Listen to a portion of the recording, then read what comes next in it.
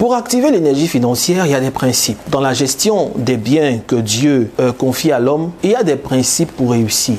Il y en a plusieurs, mais je vais te citer 2 ou 3 principes. Le premier principe, c'est le principe de la semence. Attends, quand on dit semence, ne pensez pas tout de suite au fait d'apporter de l'argent. Non, non, non, non, non. Dans un premier temps, c'est pas cela. C'est pas de ça que je vais te parler. Lorsque nous lisons la parole de Dieu, Dieu a fait apparaître les arbres et les fruits. Il a fait apparaître les animaux. Mais il ne s'était pas arrêté là. Quand il fait apparaître les arbres, les fruits et les animaux, il met en eux la semence. Le rôle de Dieu ou le devoir de Dieu, c'est donc d'appeler à l'existence ce qui n'existe pas. Toi, ton devoir, c'est d'utiliser la semence, de la planter et de faire fructifier, de cultiver le jardin, de le garder. Tu n'avais pas du travail, Dieu t'a apporté le travail. Dans ce travail, il y a une semence. Et c'est cette semence-là que tu dois exploiter de sorte à ce que si tu manges le fruit que Dieu a fait apparaître, ce fruit-là, il va finir. Mais que tu en aies encore d'autres parce que tu as utilisé la semence et tu as semé. Le principe de la semence, c'est quoi? C'est l'investissement, c'est l'entrepreneuriat. Même si tu travailles chez quelqu'un que tu as employé, il faut penser investir, il faut penser entreprendre intelligemment avec bien sûr la révélation de Dieu. Nous n'avons pas tous les mêmes compétences. Tu peux réussir dans un domaine et échouer dans un autre domaine. C'est pour cela qu'il faut consulter Dieu pour savoir quelle est ta part de gestion des biens sur la terre. Le deuxième principe, c'est de ne pas manger tout pour activer l'énergie financière. Vous savez, Dieu dit à l'homme, tu pourras tout manger, mais ne mange pas le fruit de l'arbre de la connaissance du bien et du mal.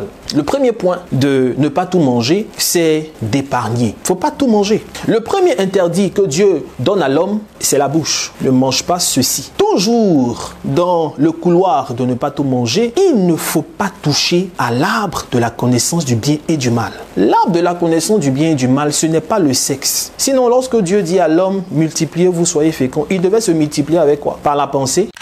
Non. L'arbre de la connaissance du bien et du mal, c'était la part de Dieu qu'il ne fallait pas toucher. En plus de épargner, il y a la part de Dieu que tu ne dois pas toucher. Dans la part de Dieu, il y a la dîme.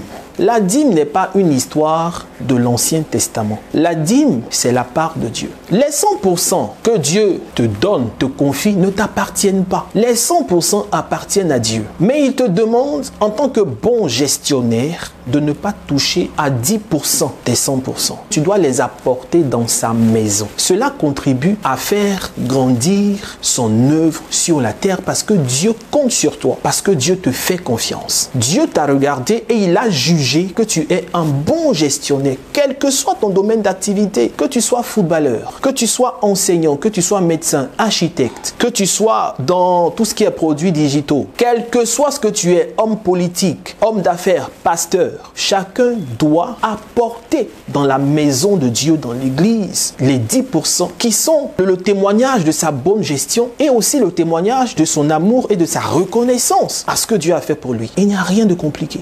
Mais pourquoi je dois apporter dans l'église? Est-ce que l'homme de Dieu ne doit pas travailler? Mais écoute, être pasteur, c'est un travail. C'est le meilleur même des postes au monde parce que nous servons le Créateur. Évitez de dire mais que le pasteur aille travailler. Il y en a qui ont l'autorisation de travailler dans l'administration humaine et de s'occuper des choses du royaume. Il y en a qui n'ont pas cette autorisation-là, qui doivent totalement se concentrer sur les choses du royaume. Ne rentrez pas dans ces débats pour ne pas vous exposer à des choses qui n'en valent pas la peine. Vous comprenez? Il faut simplement faire ce que toi tu dois faire. Toutes ces choses-là, je les ai étalées en long et en large dans mon livre Vaincre la main percée que je vous encourage d'ailleurs à télécharger.